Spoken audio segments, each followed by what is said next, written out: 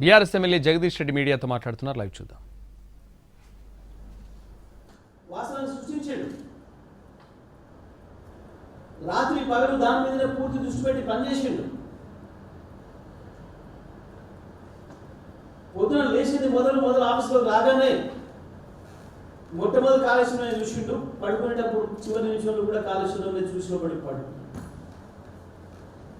ఆ రకంగా 3 సంవత్సరాలు పూర్తిగా తన ఆశా శ్వాస అంతా కూడా కాళేశ్వరం అయింది.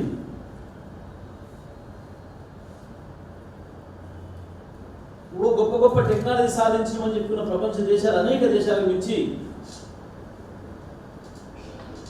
ఇదంత అద్భుతమైన అవకాశాన్ని తెలంగాణ రైతాంగానికి ఇచ్చింది కేసీఆర్. కానీ ఇవాళ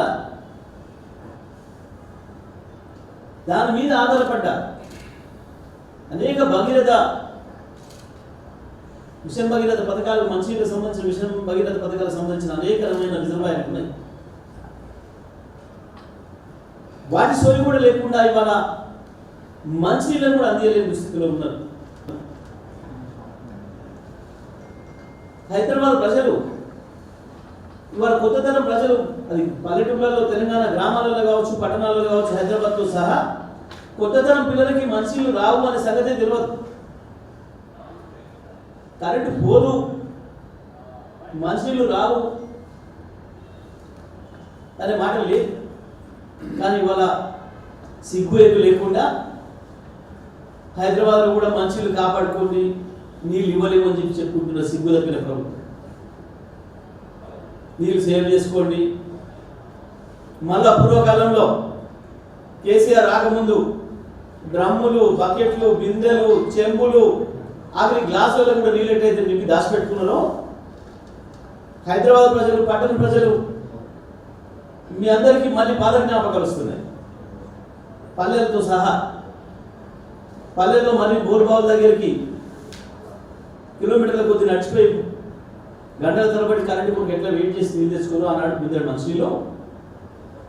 ఇవాళ మళ్ళీ తెలంగాణ ప్రజలకు ఆ విషయాన్ని గుర్తు చేస్తున్నారు. నీళ్ళు దాచిపెట్టుకోండి.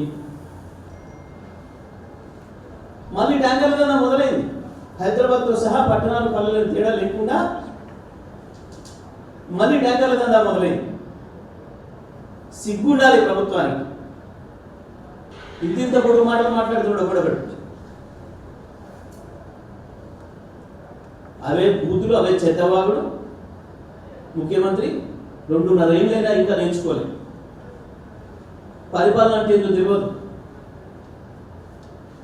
ప్రజల పట్ల సోయి లేదు. కొత్త సృష్టించదు, కొత్త ఏలేవు. దీంతో కాదు, ఇంకా జ్ఞానం లేదు. కానీ కనీసం కేసీఆర్ ఇచ్చిపోయినాయినా కొనసాగించవచ్చు కదా. తెలంగాణ 60 ఏళ్ళు